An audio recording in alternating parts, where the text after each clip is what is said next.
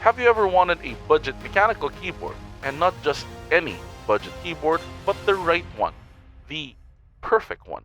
I mean, perfect is a bit of a strong word, maybe something below $35, and is perfect for beginners and the enthusiasts who love to bring this to school or to work. You know what? I'm talking about the Pluma V2. Let's just discuss it.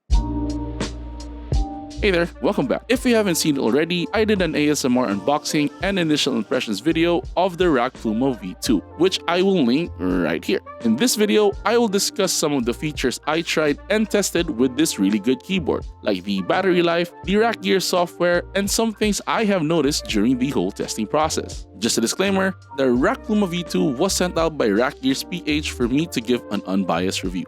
May it be positive or negative, all my opinions are mine alone. Let's start with some of the cool things and the not so cool but not really super negative things I have noticed with the keyboard. When using the 2.4 GHz dongle, especially when you're gaming, I have felt no latency issues whatsoever. It was smooth even when I was playing Valorant. Speaking of gaming, included Altemo Red switches felt really nice. Altemo Reds are not my first switch choice as they are too light, but for gaming, they just seem perfect for me. This next one is most probably a me thing because I have very big hands. I found that the removal of the dongle was a bit hard as the magnet is quite strong and the dongle is snugly placed in there. But again, that could just be a me thing. I noticed that the Pluma V2 goes to sleep mode, which is set to 5 minutes by default. Waking it up is almost instantaneous, which is really cool. And just like the RAKK H81, the Pluma V2 can show the approximate battery life by pressing FN plus tab, and it will show that this is at 100%. Now, speaking of battery life, I tested the RAKK Pluma V2 on battery with 100% brightness using 2.4 GHz mode and never, and I mean never, switching it to wired mode to turn it off, which is this switch right here. Now I started the test at 10:31 PM on October 19, 2024. The battery was at 0% at 11 PM on October 23, 2024, just 4 days later. On the first day, I did play Valorant until 1 AM.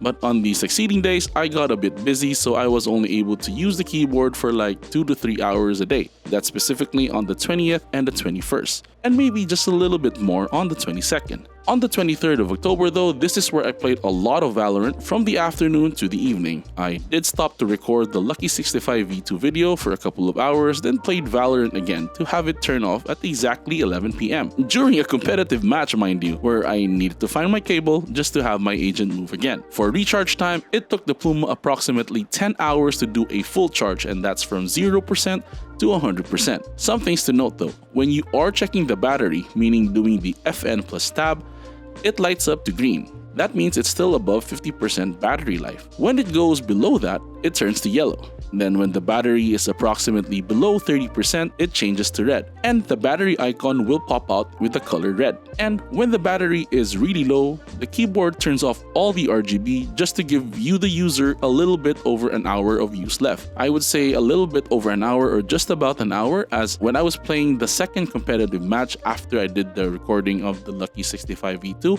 that's when it turned off. So I had one full competitive match without any problems but without any RGB. Now, let's talk about the software. I tested the RAKK Gears software for the Pluma V2. Now, it's a nice software. It's very straightforward to use, and I think everyone would appreciate that. On the exclusive configuration page, this is where you can change what the key is used for, to disable the keys or key you would want to stop using, and to create a custom function for that specific key, either in the top layer or FN layers, or when pressed momentarily or toggled. I tested this here by changing the delete key to bring up the calculator app instead, like this.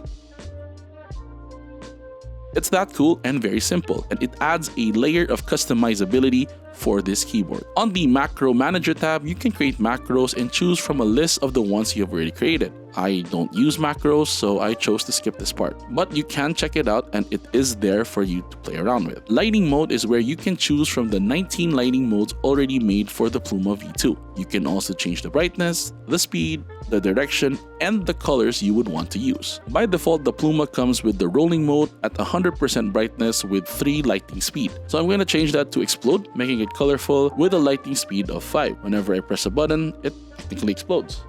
There's another lighting mode, but you would need to have the RAKK Pluma in wired mode, and it's called the real-time lighting. Real-time lighting is actually pretty cool. It is where you can customize what kind of lighting mode you would want to have on each key. So I'm going to create a new lighting profile, and let's say for Q, I would want it static with the color orange, and just like that, it's now orange with the static lighting mode. There are 8 lighting modes you can use on each key, and customize this to whatever lighting mode you would want. I'm going to remain in wired mode, but you can still do the next tab even in 2.4 GHz mode. The next one is music rhythm. It's basically just like the RAKK H81 or most of the keyboard's music effect. For example, I'm going to play the Zach Lane Records intro.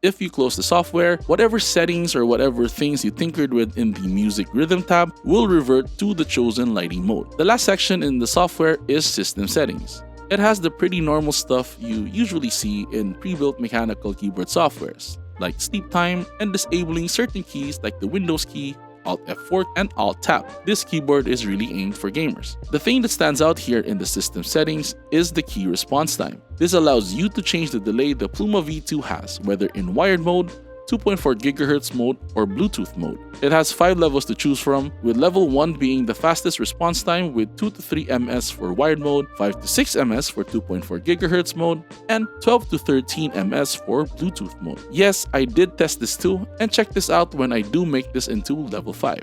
Even by pressing the Windows key, look at the delay. But when you hold it for a couple of seconds, it does come up. By default, the Pluma is at level 2, but I'm going to change it to level 1. Is the RAKK Pluma V2 a keyboard you should consider buying, even with the awesome budget keyboards in the market today, like the Lucky 65 V2? My answer is a resounding yes. For only 2,000 pesos or $35, the RAKK Pluma V2 is an amazing, budget-centric, pre-built mechanical keyboard. It's great out of the box. It's great for people who want a relatively affordable keyboard that they can customize, bring around, or just use as a daily driver at school or work. To be honest, the RAKK Pluma V2 does not have to be modded. You can already use this out of the box. But if you really want to, it's a bit of a pain to open up, so make sure you have the necessary tools for prying this open. There's nothing else to say but buy this keyboard. If you're a little bit more experienced in the hobby and want something with a little more oomph, then I think the Wacom Lucky 65 V2 would be good for you. Check this video right here.